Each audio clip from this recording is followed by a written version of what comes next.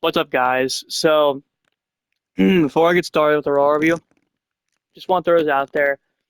Um, Quick personal news about my life. Um, Earlier today, I found out that I'm actually I currently live in my mom's house. My dad's like in another town. We have a dog over at my dad's house named Bella, who we've had for like 7, 8 years, I think, around. And she unfortunately passed away this morning. No one put her down. She my dad literally just found her on the floor, just dead on the floor. So, because of that, it's been a pretty rough emotional night for me. So, I really didn't feel like recording this. Honestly, I was honestly thinking about skipping this episode. But it was a pretty newsworthy Raw, and a lot happened, so that's why I still want to do it. I'm doing it for you guys.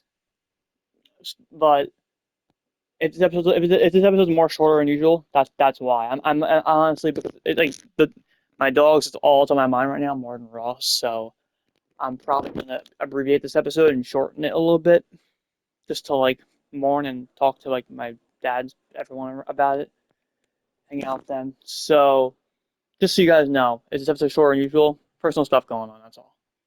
I'll still be doing NXT tomorrow. I just want to make this one a little shorter. That's all. It was rough night. I'd just rather not do this right now. That's all. But yeah, just wanted to tell you that real quick. Let's get into the review. So the show starts with the World Heavyweight Champion Roman Reigns coming out. He says, "Acknowledge me." They do.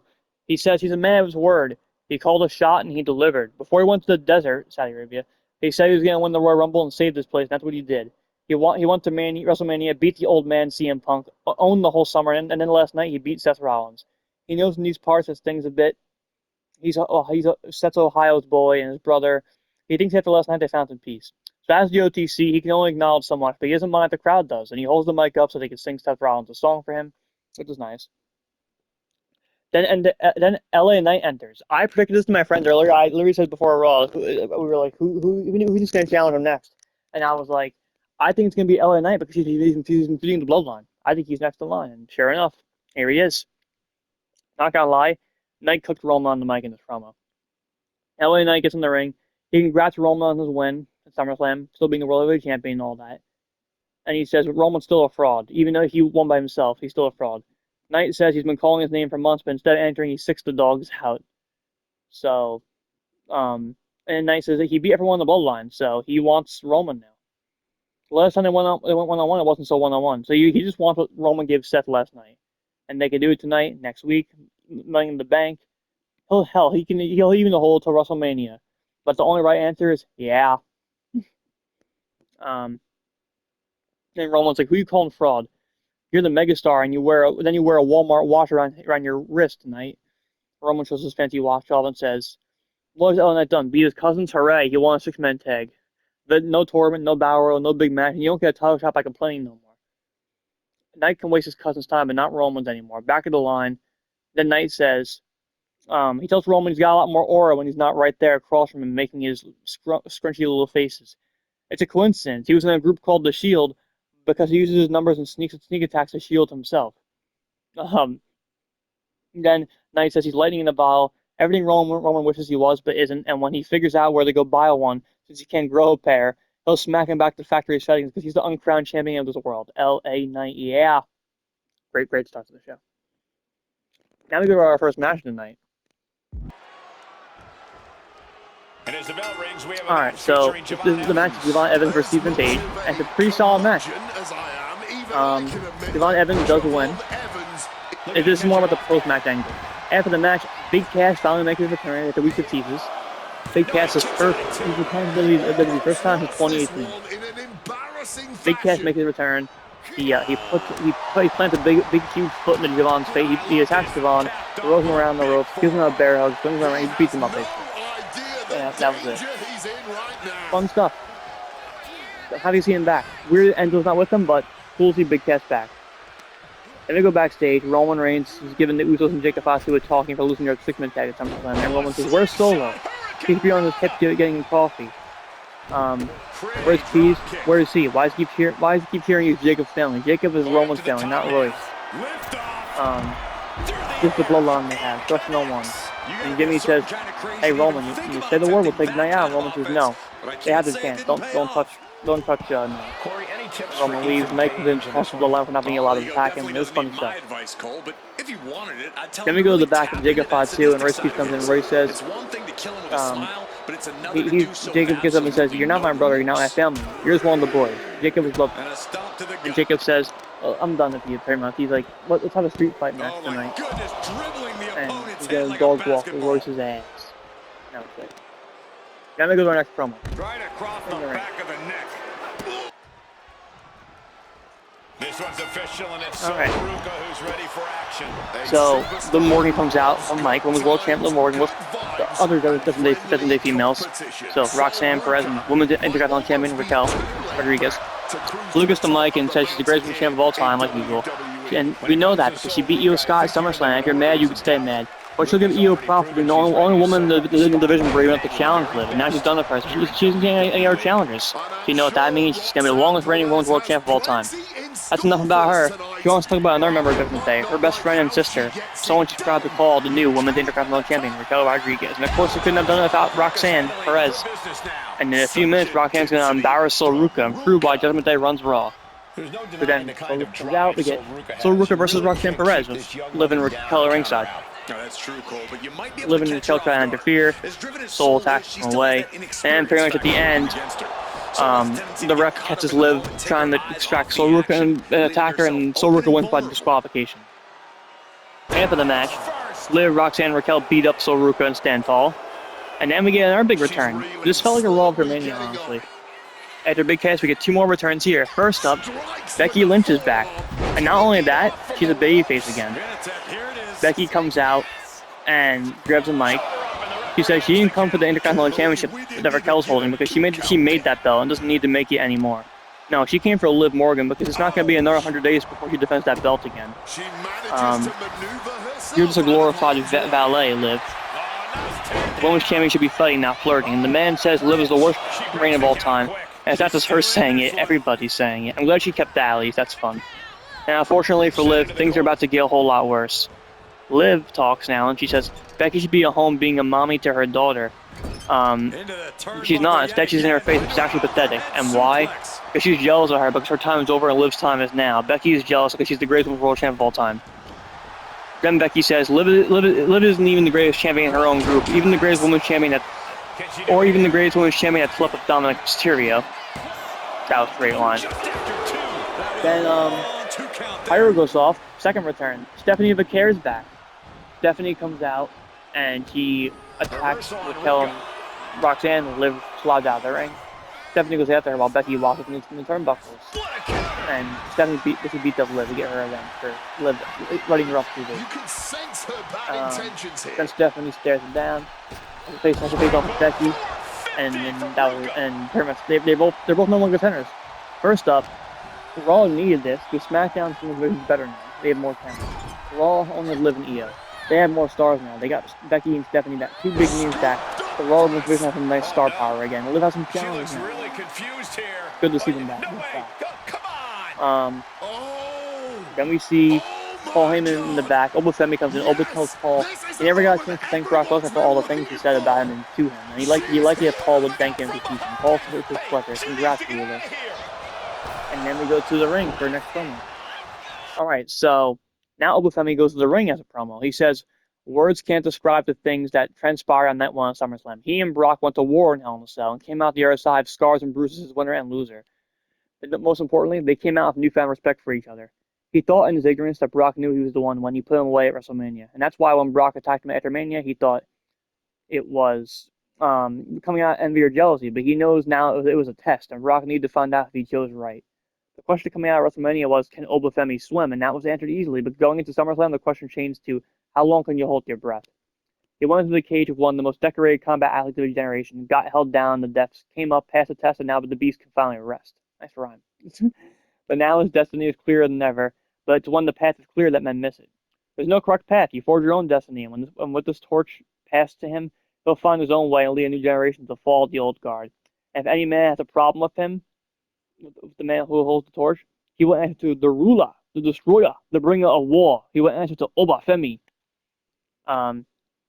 Then commentary reminds us he still has a title match if he chooses from winning King of the Ring. Yes. Then Oba gets to the stage. As this is cool. The Vision's coming out, and Braun Breaker has a nice little stare down with Oba, which I hope that's a singles feud down the line. If Braun loses the freaking tag team title, that'd be nice. I'm with you guys online.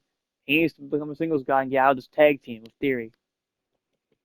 No Logan Paul tonight. It was Braun Breaker, Austin Theory, and Maxine Dupree. And they went to the ring. Because Braun's about to have a match with Joe Henry after the stare down. We get the cool stare down though. Let's go to the match though. So, Joe Henry versus World Tag Team Champion Braun Breaker of the Division with the other World Tag Team Champion Austin Theory and then Maxine Dupree ringside with him. Braun kind of squashed Joe Henry here, which at first I was like, that's messed up, but then I'm thinking, after last week, he must be terrible concert segment on Raw last week. Dan House and Joe Henry, I'm sorry guys, I'm turning on them. I don't like to hear them now after that. So I'm glad Braun squashed him and won the match here. After the match, Theory beat up Joe Henry, and it appears Zawa Otis ain't here, but to get ridden off by them last week.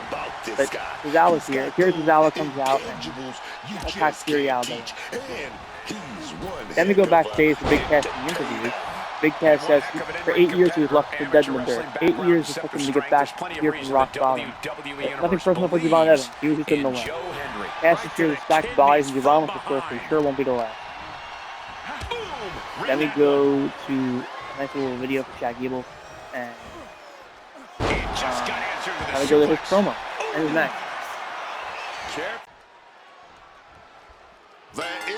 So, nice to deserve a chance for Chad Gable. The new Intercontinental Champion Chad Gable, and he deserves a chance. His last night was the single greatest moment of his career. He's been here for 10 years, and this is his first singles title. Ridiculous. Everyone he's talked to was saying the same thing. They just said he deserves it. He's not a guy who says he deserves things. He tries to earn everything he gets, but he thanks each and every one of the people, and he has a few more people to thank. First person he wants to thank is Penta for being a fighting champion and continuing to cement his legacy as possibly the greatest luchador in the history of the business. He wants to thank all of us for sticking with him for 10 years, and yes, it's been that long. Through all those times when he came this close, and through Shorty G, don't remind us.